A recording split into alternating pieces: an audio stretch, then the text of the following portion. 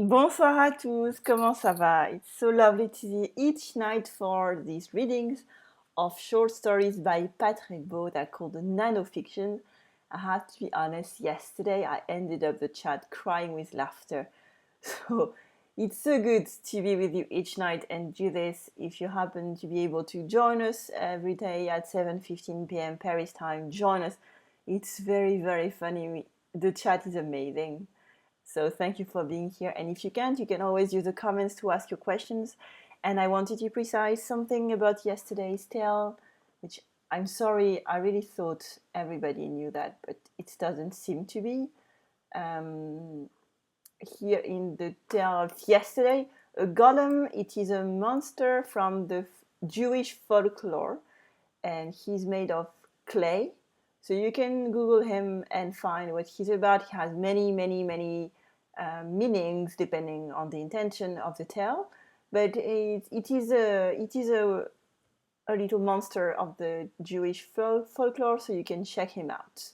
So this is for yesterday's fixing. Today we're going to talk about inspectors and secret passages. So I hope you're ready. We're going to start by reading the first tale together, and then we're going to read each sentence and analyze it to understand the vocabulary, the expressions, the context, with lots of examples. Ready? Let's read the first one together. 1, 2, and 3. Quel est votre alibi? Demanda l'inspecteur. Le soir du crime, j'étais dans ce bar enfumé à boire des whisky pendant qu'un groupe de jazz jouait des vieux standards. Je vous arrête, mais je suis innocent. Pour moi, non. Je suis inspecteur des clichés littéraires. So he was guilty after all. Quel est votre alibi? Demanda l'inspecteur. What's your alibi? Asked the inspector. Here, the meaning is pretty straightforward because it is mostly the same. But I wanted to take a little bit of time to work on that. Quel est votre alibi?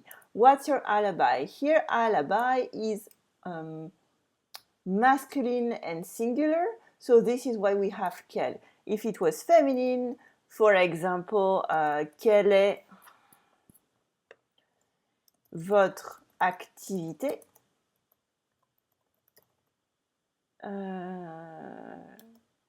préférée? What's your favorite activity? Here it is quelle, Q-U-E-2-L-E. But it's said in exactly the same way as quelle above. If we had something that was masculine and plural, what would you put? You would put quelle au pluriel. For example, quels sont les prénoms de vos 5 enfants? What are the first names of your 5 children? And if you want to have something feminine and plural, you need quel, Q-U-E-2-L-E-S. Quels sont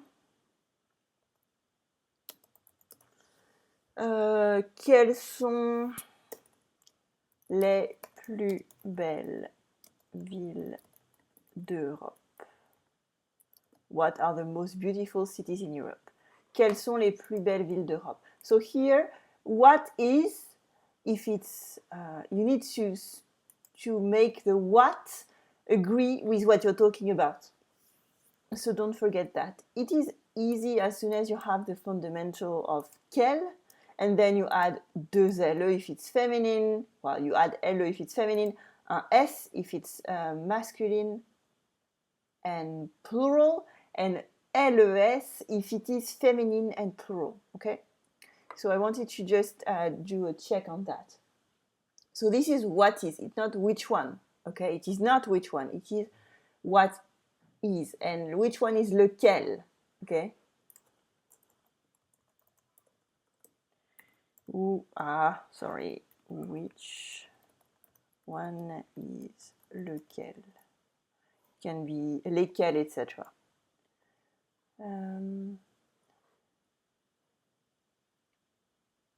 Let's read this sentence together again.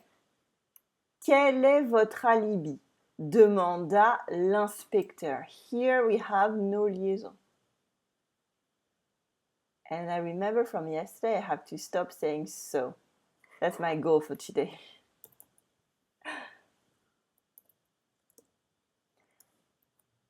Let's read this sentence together. Breathe in, breathe out.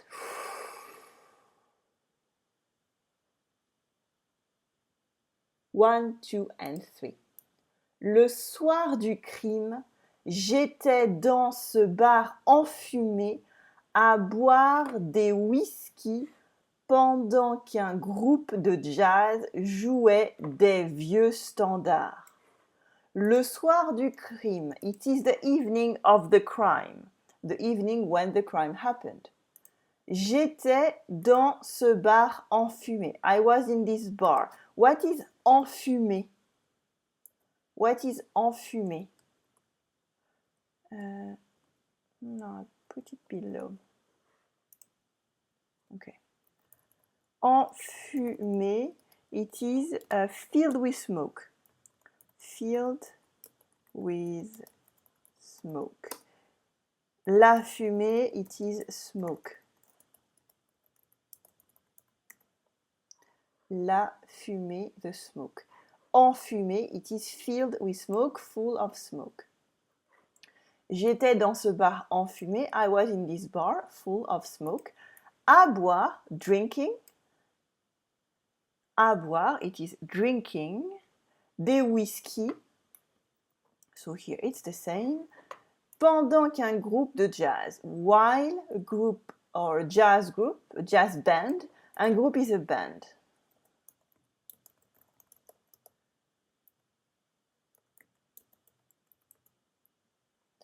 How do you say une bande? Une bande. Strip. And une bande, it is a strip. Une bande. Un groupe de jazz, a jazz band, jouait des vieux standards. Was playing old, and un standard, it is a classic. You might have this word in English. Cici, you will know that better than I do. But it is classic. And this applies very, very well to jazz because it is full of classics. Let's read the sentence again together. And let's try to find la liaison if you see any. Le soir du crime, j'étais dans ce bar enfumé à boire des whisky pendant qu'un groupe de jazz jouait des vieux standards. No liaison here. And if you are into advanced French, we can say de vieux standards instead of des vieux standards. De vieux standards. Je vous arrête. I am arresting you. Je vous arrête. I'm arresting you. Mais je suis innocent. But I am innocent. Here exactly the same as in English. And here we have two liaisons. Je vous arrête and je suis innocent. And also today, I don't know when this is going to happen. Maybe before or after you watch this lesson at 7:15 p.m. But I'm releasing a video lesson on la liaison, and I've put lots of work in it in order to make it the best video on YouTube on la liaison in English to explain all the cases. So it would be fantastic if you could watch it, and either before or after, I don't know yet. And if you can tell your friends about it, your friends from French school, that would be really good. And if you have any question, let me know in the comments, either on the blog or on YouTube, about this video. And I look forward to helping you understand la liaison, because it is tricky and no one really sits down and tells you everything about it. And I did in this lesson, and I really look forward to releasing it because it's been some work to make it as clear and concise and full as possible. So I have my fingers crossed that this video has lots of success, because it's something that students need in order to speak French properly. Je vous arrête. Here we have une liaison. Mais je suis innocent. It is something that I cover in this video of today. But because the schedules are what they are, I have no idea when I will be able to release it because I need a blog post ready as well. Pour moi, non. For me, no. Je suis inspecteur des clichés littéraires. Pour moi, non. Je suis inspecteur des clichés littéraires. For me, no. So for me, you are not innocent. Why? Je suis inspecteur des clichés littéraires. I am an inspector of... I'm not sure you know un cliché littéraire. Un cliché is a stereotype. This is easy.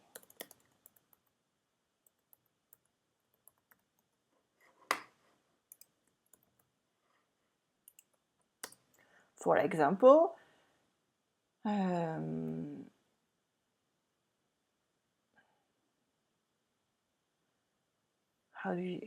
looking for an example about France. Non. Dire que les Français mangent des grenouilles et portent des marinières, even though I am wearing one right now, est un énorme cliché. So, I don't eat frogs, but I'm wearing a marinière. It is Breton short. I found this, which is really weird for me, but yeah, marinière is the word that we have for this stripe. Stripe anything, stripe shirt usually. Dire que les Français mangent des grenouilles et portent des marinières est un cliché, est un énorme cliché. Lots of clichés about French people, but they're not all that bad. The one that say that we stink is a bit weird, but I mean, it's a cliché, so. Anyway. So what is un cliché littéraire? And I said so. Un cliché littéraire is a cliché from literature. So it's something that comes back all the time. It is a stereotype from literature. And it's here, it doesn't have to be from literature, it can be from movies as well. From movies, something that you see all the time is black people dying first and not having any line of interesting dialogue, of women falling in love of the hero, these kind of things. And because here he's talking about being in a bar, drinking whiskeys while a jazz band was playing all classics, it is a massive cliche because no one actually does that. So he's arrested because of that by this funny inspector. In literature, you have something that comes back all the time. It is un silence assourdissant. I hate that. In French, this is one of the clichés that we have in literature in French. Un silence assourdissant. It is, how do you say assourdissant? Something that makes you deaf. Deafening, yeah. Deafening silence. I think you have the same in English. So this is un cliché littéraire. Un silence assourdissant. A deafening silence. You see, this is this kind of things. So here it definitely is un cliché littéraire. We have to be careful when we sharing alibis. Let's read the whole tale again, and then I'm going to translate it with you. Quel est votre alibi? Demanda l'inspecteur. Le soir du crime, j'étais dans ce bar enfumé à boire des whisky pendant qu'un groupe de jazz jouait des vieux standards. Je vous arrête, mais je suis innocent. Pour moi, non. Je suis inspecteur des clichés littéraires. An inspector of something is interesting because we say un inspecteur de l'Académie nationale. So this is an inspector of the national school. So not so. It is people who are sent from the, I don't know, the region or the state to check that the teachers are doing right. Un inspecteur de l'Académie nationale. It can be also un inspecteur des impôts.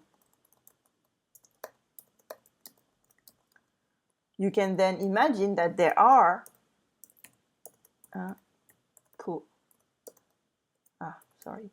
You can then imagine, obviously, that they are inspectors of les clichés littéraires. And un inspecteur is the masculine of une inspectrice.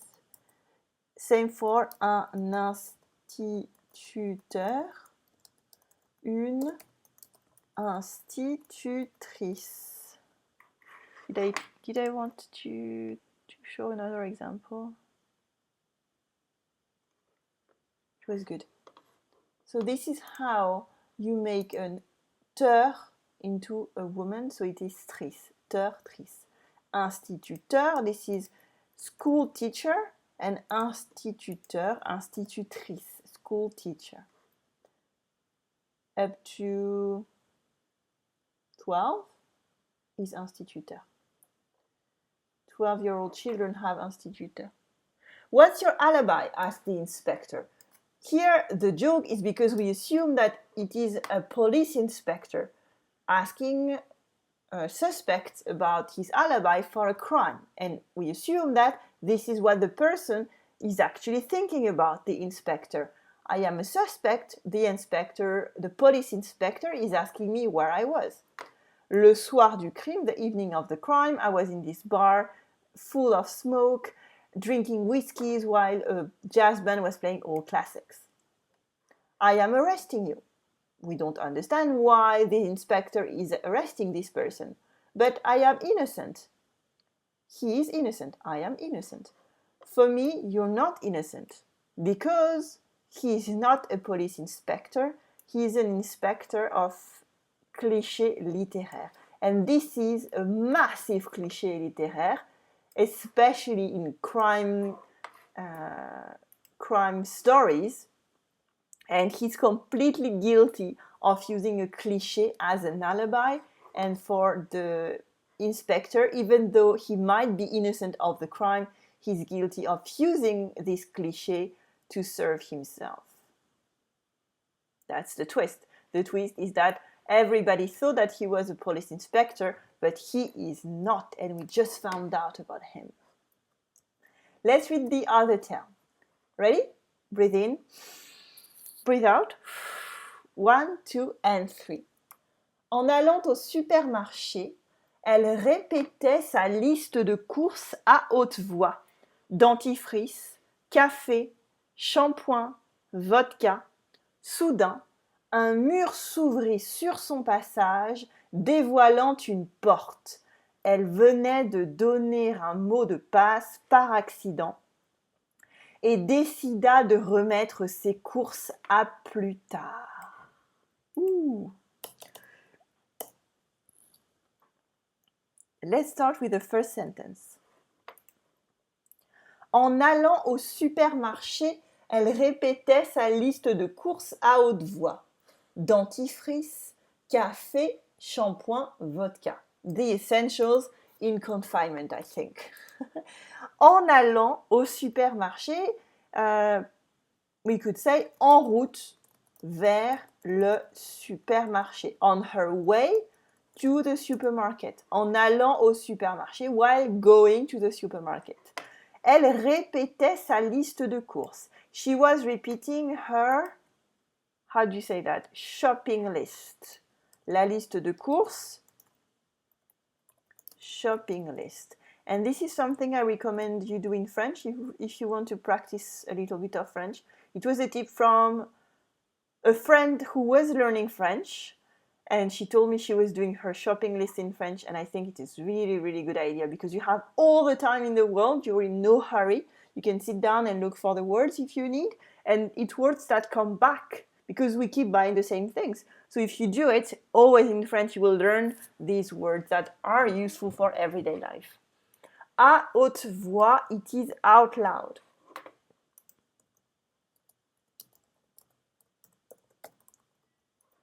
Out loud. And if you remember, we saw the opposite. It is quietly or in a low voice. Oh, and here he could have said à voix haute. It is exactly the same here. À haute voix, à voix haute, exactly the same. And à voix basse, it is quietly in a low voice. However, here the opposite of à haute voix is not à voix basse, it is dans sa tête.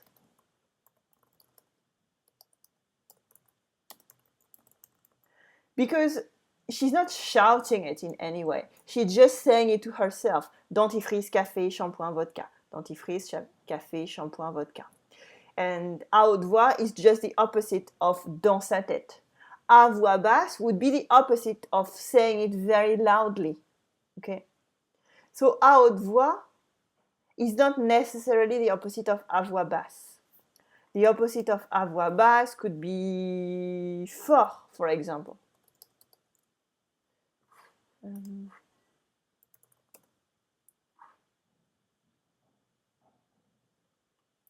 Loudly. This would be the opposite of à voix basse. À voix basse is very, very quiet. You just are reading this for yourself and you want to memorize something or read it for someone else. And fort is really loud, as if you wanted to project your voice. À haute voix is just out loud. And the opposite is dans sa tête, in her head. What is the list of things she wants to buy? Vodka, I will assume that you know what that is, so I'm not going to translate it because I mean, it's the same word. Dentifrice is toothpaste. Café is coffee. We saw this one yesterday with a cup full of coffee, and shampoing is shampoo.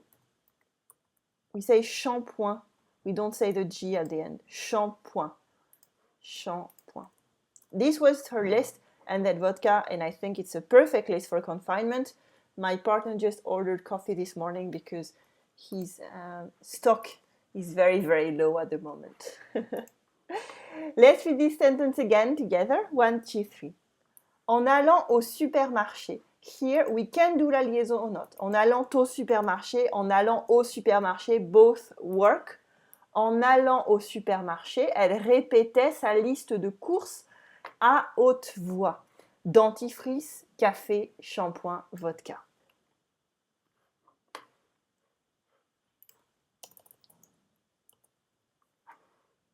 Soudain, un mur s'ouvrit sur son passage, dévoilant une porte. Here again, dévoilant une porte, they work in exactly the same way, they're both fine. Soudain is suddenly, soudain, un mur s'ouvrit, un mur is a wall. S'ouvrir is to open. Ouvrir is to open. S'ouvrir is to open yourself. For example, les fleurs. Non, la porte s'est ouverte.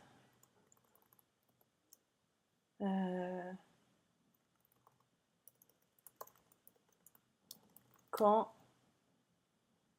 le chien a aboyé. Why not? Maybe the door knows. The door opened when the dog barked. Because I don't know, maybe the dog can tell the door to open. It is to do something yourself. Okay, to do something yourself. For example, you can open to a new religion, a new idea, these kind of things.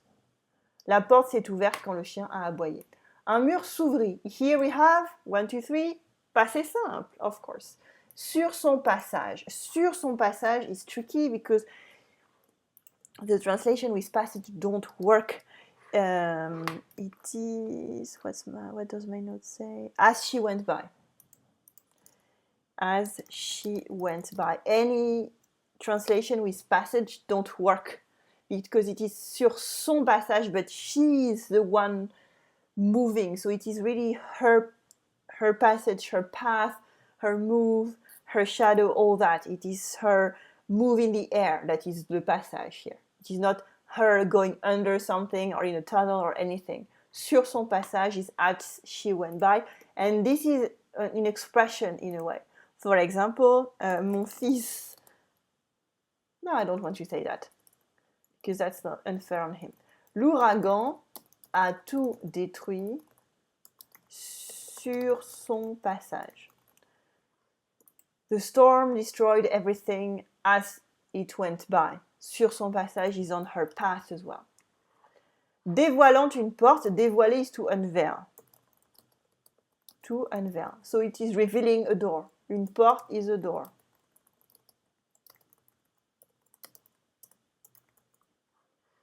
Let's read this one together again. Soudain, un mur s'ouvrit sur son passage, dévoilant une porte. Let's put the liaison. I'm feeling generous with liaison today. And let's read the last one. Why did that happen?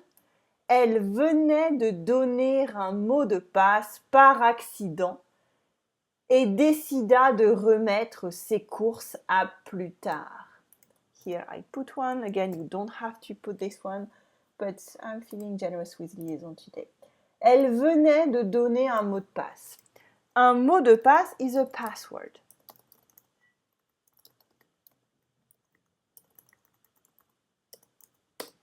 Un mot de passe is a password. And venir de, it is not to come from at all, but it's a very useful way if you want to say just in French. It is she had just. We say venir de faire quelque chose. To have just done something. And this is extremely useful in everyday French. So I recommend you learn it because it's going to improve your spoken French. Well, not your spoken French, only your modern French. Because it's a good expression that is not vulgar at all. It's just a very good way to say just done something. For example, je viens de t'appeler. I just called you. I prepared a few examples for you. Il vient de sortir. Il vient de sortir. He just went out. Mon chat vient de fermer la porte. My cat just closed the door after the dog opened it. Obviously here, it is to have just done something. It is not at all about to have just to come to arrive in any way. You don't have any move there. It is really just have done something. Here, do not translate it to my cat came and closed the door. Not at all. Not at all. It is to have just done something. Par accident, it is by accident. Et décida de remettre ses courses à plus tard. Décider is to decide and remettre à plus tard, it is to postpone. To postpone. And again, this is something that you can learn. Remettre à plus tard is to postpone. J'ai remis mon voyage en France. No, let's be more en Provence. Let's be more specific. À plus tard, à cause de la pandémie, which is true for so many of you. I had to postpone my trip to Provence to later à cause de la pandémie. And remettre on its own is to put again, okay? To put again. For example, J'ai remis mon t-shirt sale parce que j'ai oublié d'en amener. I would say apporter, or you're going to be angry. D'en apporter d'autres dans ma valise. I put my dirty t-shirt again because I forgot to bring more in my suitcase. Remettre. Literally to put again. To mettre is to put. Les courses. Les courses is errands. This is a very common mistake. Errands. Faire les courses. It is grocery shopping. Faire la course is to do a race. This is different. And here we have un S. Faire les courses, grocery shopping. Faire la course, to do a race. So you can faire la course en faisant les courses. This works. Mes enfants ont fait la course pour faire les courses. This works. But it is different, and it's two things. And à plus tard is until later. And for those who know me, who know my lessons, you know what I'm going to say next. À plus tard is also see you later. À plus is, and you say the S, okay? See you later. And à plus is, I don't know that, but you might write that. But it's the same, okay? So you have exactly the same. À plus tard, see you later. À plus, see you later. Because we remove the ending. And à plus, see you. It is more of the text message kind of French. À plus. But unless you're a teenager or you want to remind yourself or when you were, just you can use it, you can learn it. But in writing, yeah, let's say you can use that. But know that it is more of a text message kind of French. So don't use that with your tax inspector, okay? Or if you have to write to the president, don't use this kind of French. However, it's funny when students use this kind of French because it shows how good you are in French and how fluent you are. So à plus is fine as long as you don't forget the S at the end. It's like see you. It's exactly the same as in English. Let's read this one again and then we'll recap the tale. Elle venait de donner un mot de passe par accident et décida de remettre ses courses à plus tard. Let's read it all again and I'm going to translate as we go. En allant au supermarché, elle répétait sa liste de courses à haute voix. Dentifrice, café, shampoing, vodka. Going to the supermarket, on her way to the supermarket, she repeated her list, her shopping list out loud. Toothpaste, coffee, shampoo, vodka. So she repeats it out loud. Dentifrice, café, shampoing, vodka. Dentifrice, café, shampoing, vodka. Again and again. Soudain, un mur s'ouvrit sur son passage, dévoilant une porte. Suddenly, a wall opened on her path or on her way, unveiling a door. So you can imagine that she is surprised because she was not expecting any of this, and you don't expect a door hiding into a wall. Elle venait de donner un mot de passe par accident. She had just given a password by accident. So her shopping list, dentifrice, café, shampoing, vodka, was a password for this secret passage. Et décida de remettre ses courses à plus tard. And she decided to do her grocery shopping later. Ta-da! So maybe we'll keep repeating it when you go grocery shopping these days to hope for a secret passage to open. If it does, please let us know what it is. We're very curious to see what is behind this wall because the tale doesn't say, and this is what the tale is about. It's about opening our mind to other realities. So I have no idea what is behind. I hope it's a bath warm bath with a book and candles and some quiet time. This is what I would wish for. I wish you une bonne journée, une bonne soirée, une bonne nuit. I am going to put a playlist of the previous lessons on the right if you missed, or on the left, I think on the left. If you missed any, you can catch up with them. I will see you tomorrow at 7:15 Paris time. It's such a joy to see you every day and to catch up with the day and what's happening, good news, bad news, and to be together. Bonne journée, bonne soirée, maybe bonne nuit, and à demain. Merci for being so awesome.